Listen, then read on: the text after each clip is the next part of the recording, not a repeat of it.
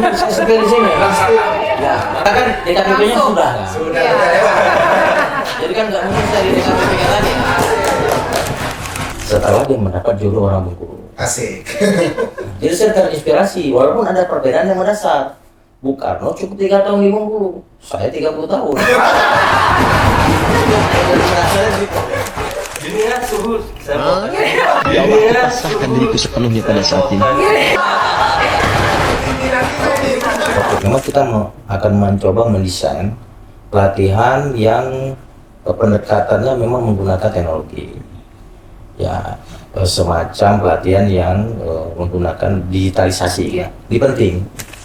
Nah, ke teman-teman Nusantara, saya mengingatkan bahwa KPU ini pasca pemilu dan pilkada tidak libur. Oke, karena kan isu di luar kan banyak yang mengatakan pasca pemilu pilkada KPU ini kan nganggur, nggak ada kerja. Padahal secara norma undang-undang kita masih banyak tugas dan tanggung jawab yang harus kita lakukan dan memastikan bahwa lampu-lampu di kantor KPU ini kalau malam hidup. Jangan hidup. Nanti kalau nggak hidup kata orang tidak efisiensi Pak ya. Sarang hantu. Bukannya lagi efisiensi Pak. Ya, maksudnya kan disesuaikan. Oh iya. Yang minimal teras lah. Tentunya juga kita mengucapkan terima kasih kepada Bank MTB Bank Syariah MTB. Mataram yang sudah mensupport kita di Bilik Podcast KPU MTB.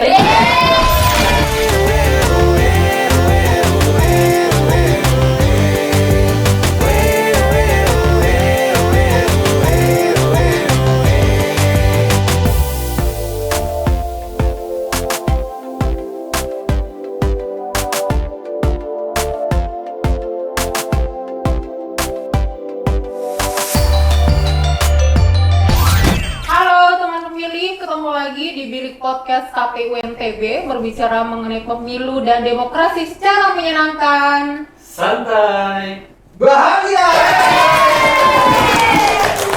seperti biasa saya mau banget karena kita bahagia tentunya. Kali ini kita kedatangan tamu lagi yang gak kalah istimewa dari episode selanjutnya, sebelumnya gitu ya. Di spill dong Mbak Ayu. Spill langsung saja, ini dia Bapak Parsadaan Harahap, merupakan anggota Komisi Pemilihan Umum Republik Indonesia, Divisi SDM. Oke. Pak Afif pernah. Ya. Pak Ilham pernah. Sekarang yang ketiga Pak Parsa. Satu kebanggaan dong buat kita semuanya, terutamanya di KPU MTB ya. Selamat datang Bapak. Terima kasih. Ini kali semuanya. kedua ya Pak ya? Kali Kunjungan ke kantor. kedua ke kantor KPU ya. Ya, sekali lagi selamat datang di KPU NTB. Gimana Pak kesannya dari kunjungan sebelumnya sama yang sekarang? Kesannya beda ya. Beda? Memang saya lihat ada suasana yang dibuat ini lebih semangat gitu ya. Lebih semangat dan juga memang ada suasana yang lebih fresh. Dulu kan mungkin suasananya agak lama kantornya. Oh iya. Sekarang saya perhatikan tadi ruangan di bawah, ruangan di atas, ini suasananya udah benar-benar segar lah. Segar dan semangat dan tadi buat kita bahagia. Oke, kita langsung nanya aja mungkin ya seputar SDM. Ini SDM-nya lembaga kita nih pemilu KPU terutama mungkin. Boleh? Langsung? Kata-kata. Kakak? Boleh. Ini yang serius ini ya. Kelihatan. Kelihatannya serius. Jadi kalau boleh di-spill nih, Bapak ini, Pak Parsa ini ternyata udah lama ya jadi penyelenggara. Iya. Dari tahun 2003. Ya, udah kelamaan malah. Kelamaan. Tapi kan selalu karena mekanismenya di penyelenggara ini ya KPU Bawaslu itu kan ada seleksi. Iya. Dan memang dibatasi maksimal 2 periode. Jadi saya kalau periode kedua di KPU atau di Bawaslu itu jabatan baru tapi stok lama. Tapi masih ready talk Pak ya? Masih ya? Tapi suhunya suhu ini. Suhunya suhu kayak yang video yang viral, Iya. core of the core. Tapi manggil saya Supar aja. Jadi gini ya suhu saya mau. Ya Allah, pasrahkan diriku sepenuhnya pada saat ini.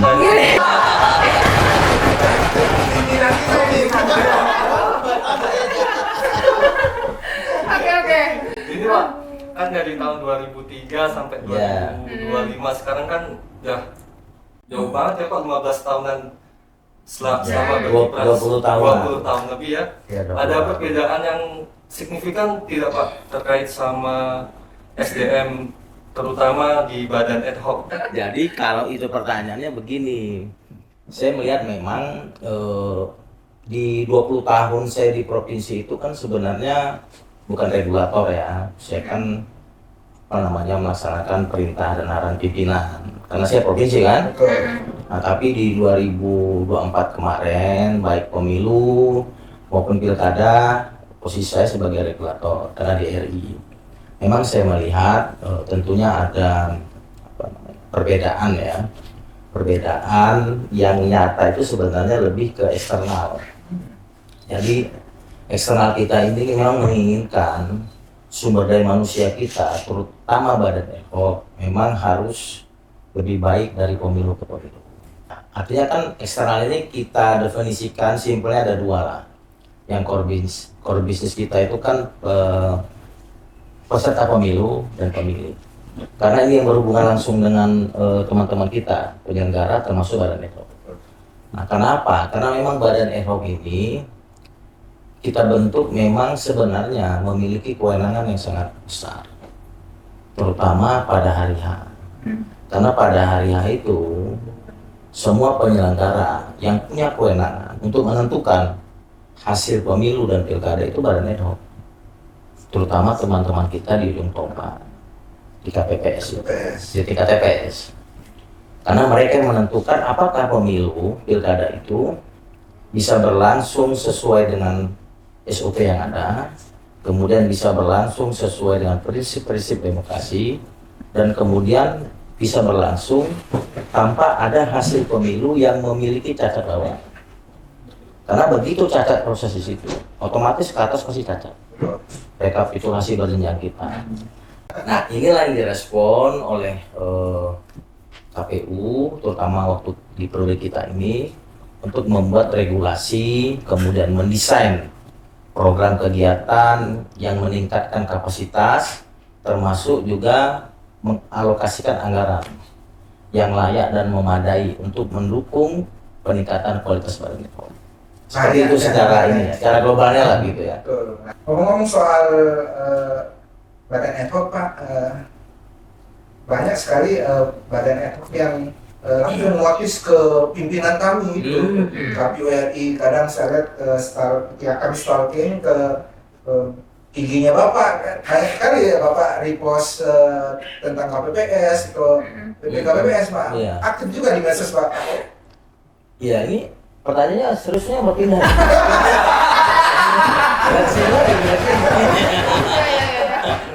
Ternyata serius semua.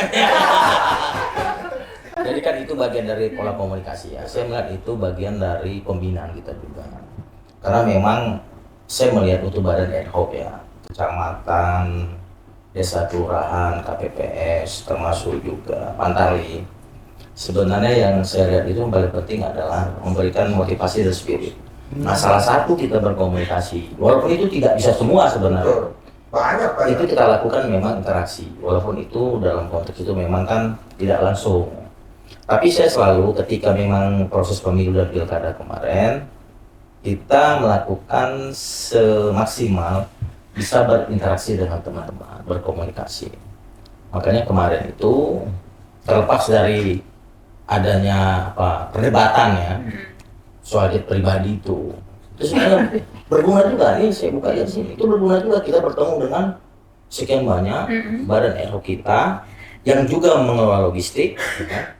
Karena badan ad hoc kita kan mengelola logistik di tingkat bawah itu, ya kan, memastikan logistik tersedia, sekaligus kita juga pembinaan. Ini penting memotivasi mereka, terutama di daerah 3T tadi, terluar, terjauh, mungkin tertinggal, ya. Itu terdepan. Jadi itu kita lakukan. Nah, terlepas ada ini ya, ada diskusi tentang itu. Nah, makanya sebagai pimpinan tentunya beda kalau kita bisa menyentuh langsung mereka. Cuma di podcast ini bro. Iya, ini bisa spill di sini. Ya, karena kan DKPP-nya sudah kan. Sudah. Iya. Jadi kan nggak mungkin saya di DKPP lagi.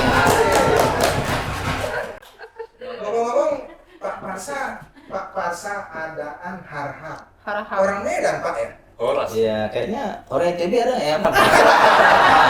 Tapi kenapa malah nyangkut di Bengkulu, Tapi, Pak? nah itu Itu memang kan 2 periode di KPU, 2 periode di Bawaslu juga kan, Pak ya? Di Bengkulu. kampus mungkin. Betul Pak ya? enggak, itu sih strategi perjalanan hidup. Satu sekali mendayuh apa hasilnya? 20 terlewat. 2 pulau terlewati. Jadi pulau pendidikan dan pulau perjodohan.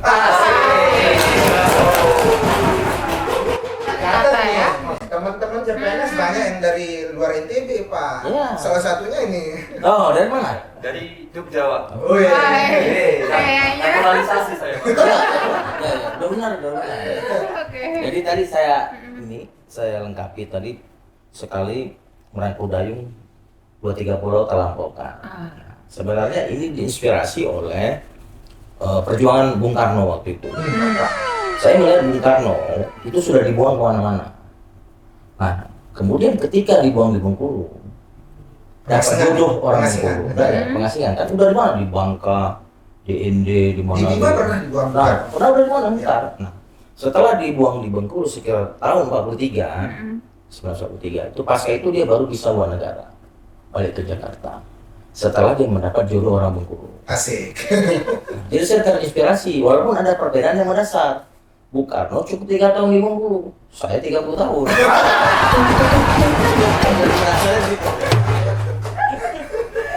Kebetulan kan Bapak di divisi SDM. Iya. Pengembangan untuk SDM selanjutnya mungkin pelatihan-pelatihan seperti apa? Sekarang kan terkait digitalisasi Iya, nih yang iya. banyak, Pak. Biasanya mungkin kedepannya apa sih yang akan diberikan oleh KPU, mungkin pelatihan-pelatihan mengenai SDM, terutama bukan hanya di anggotanya juga, tapi di sekretariat itu sendiri, pelatihan-pelatihan atau Iya. pengembangan apa mungkin, Pak?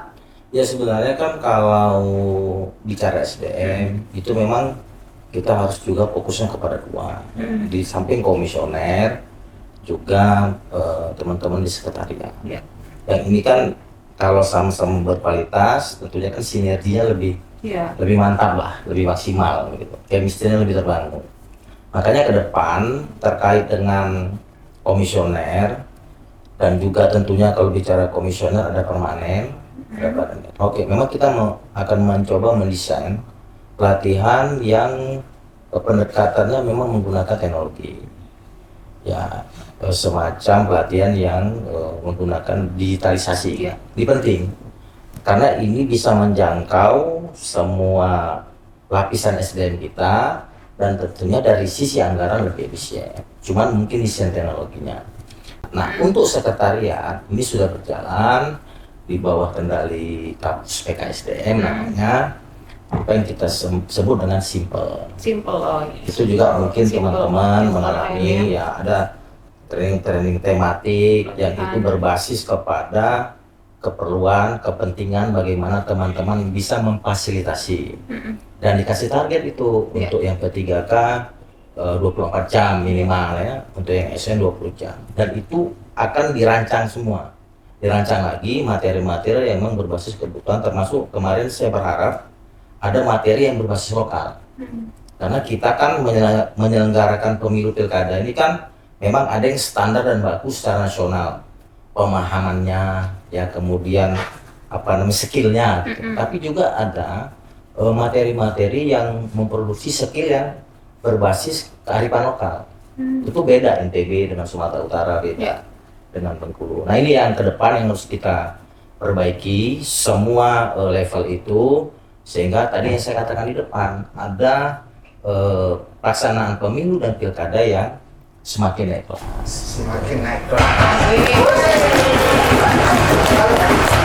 Pak, kalau kata teman saya dari Siantar, mantap bah katanya. Habis beras makan kabar. Sebelum kita Ya. closing, mungkin ada statement dari Pak Parsa. Iya. Untuk penyelenggara Ya. dan pemilih di Nusa Tenggara Barat. Ya. Jadi Khususnya. begini, saya berharap pasca podcast ini ya teman-teman tidak tobat mengundang saya. Kalau malu berharap terus, Pak. Nanti lagi ada acara ke sini. NTB. Atau saya diundang podcast saya akan datang. Nah, ke teman-teman Nusantara, saya mengingatkan bahwa KPU ini pasca pemilu dan pilkada tidak libur. Tidak libur. Tidak libur. Betul. Hari ini hari libur, Pak. Hari Jumat Sabtu. Makanya kita kan tidak libur kan? Itu termasuk. Undang-undang tetap bekerja sepenuh waktu. Betul. Ya kan? Tidak disebutkan apakah ada tahapan atau tidak. Itu sebenarnya substansinya di situ. Makanya saya mengingatkan, mari kita jaga ritme kerja kita, terutama di pabrik, karena kan isu di luar kan banyak yang mengatakan pasca pemilu pilkada KPU ini kan nganggur, nggak ada kerjaan. Padahal secara norma undang-undang kita masih banyak tugas dan tanggung jawab yang harus kita lakukan. Misalkan CSP soal pemutahiran data pemilih berkelanjutan, pengelolaan atau retensi arsip, bagaimana mengelola arsip yang mungkin belum hidup kita hidupkan, yang masih manual kita digitalkan, sehingga bisa digunakan juga untuk kepentingan-kepentingan di luar pemilu, misalkan untuk penelitian, kepentingan akademis dan sebagainya. Karena pemilu ini kan peristiwa yang rutin kita lakukan setiap 5 tahun. Kemudian bagaimana pendidikan pemilih, bagaimana evaluasi, termasuk tadi meningkatkan kapasitas diri dan memastikan bahwa lampu-lampu di kantor KPU ini kalau malam hidup. Jangan hidup. Nanti kalau nggak hidup kata orang Tidak efisiensi, Pak ya. sarang hantu. Banyak lagi efisiensi, Pak.